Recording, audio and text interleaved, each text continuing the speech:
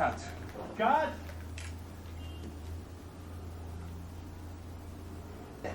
You should act like they're playing a game. Keep rolling or cut? Cut. No, no use. Oh, I don't speak Italian. Oh, I guess I consent.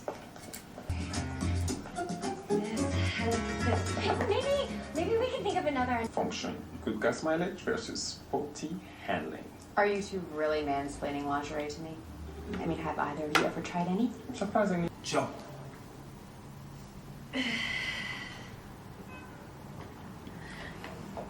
Okay.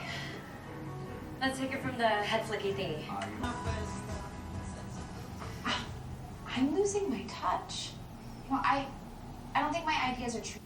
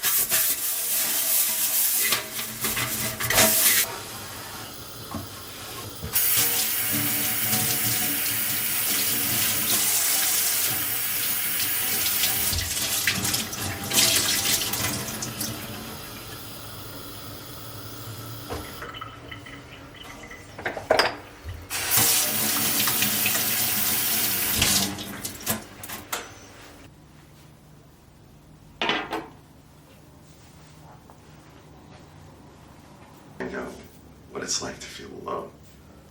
You're not alone. Oh, I am. Jessica said that I'm responsible for everything that's happening.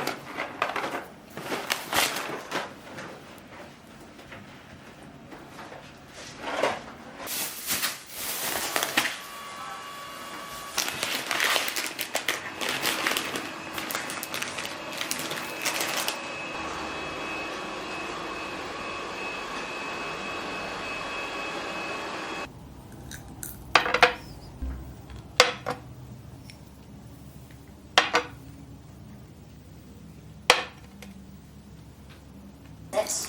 Let's think. Who do we know who thinks all Muggleborns are scum? If you're talking about Malfoy. Of course, you heard him. You'll be next month, lads.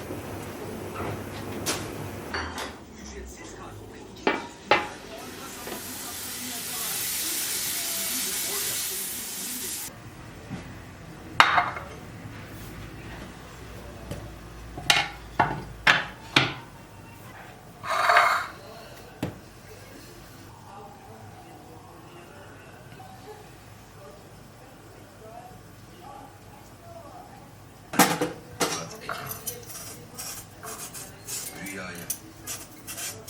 Onlar yoksulluğun para kazanmakla unutulacak bir suç olduğunu sanacak kadar masum insanlar. Celal Salim defterlerde. Bir adam rüya ve onun olma his ve arzusunu verdiler. Ahmet Hamdi Tanpınar defterlerinde. 1. Hayatımın en mutlu anı.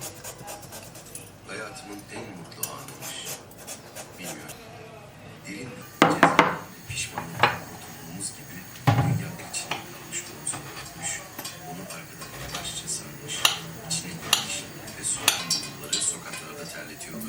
Ama binaların içleri, dükkanlar, damur ve kestane ağaçlarının altları hala sığınıyor. Ve birbirlerine söyledikleri edepsiz şeyleri bizim kelimesine yapmakta olduğumuzu fark edip birbirimizin gözlerinin içine bakıp bu şakayı, bu küpeyi unuttuğumuz gibi.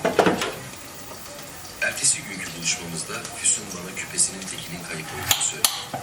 Aslında o gittikten sonra ucunda adının baş harfi olan küpeyi mavi çarşafların arasında görmüş, gözlerini kocaman açarak. Benim için çok önemli var. Peki. Füsun bir ay önceye kadar varlığını neredeyse unuttu.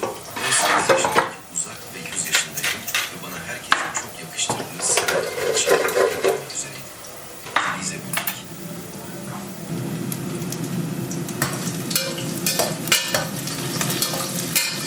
Sibel'in Damlasyon Lisesi'nden Paris yıllarında arkadaşı Cihan Bölümü Paris'te evlisi. Nişan Haziran ortasında yapılacaktı.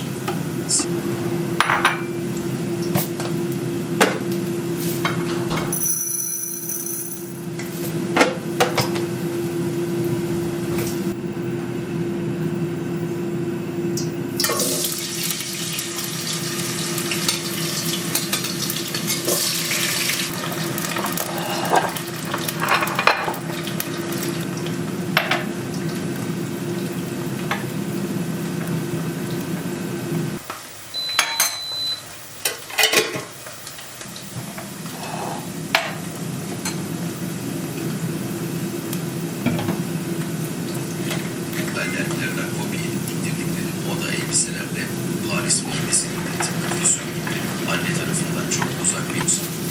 Füsun'u sordum. Öğle güneşinden sonra gözlerim hala dükkanın karanlığına alışmaya çalışıyor. Ama yüreğim nedense sahile vuran üzere olan koskocaman ağzımın içinde kabarmıştı. Ve bir kağıt topakları çıktı. İki küçük bölme. Nesibe'nin annesi rahmetli Mihriver halanızla hoş bir insan.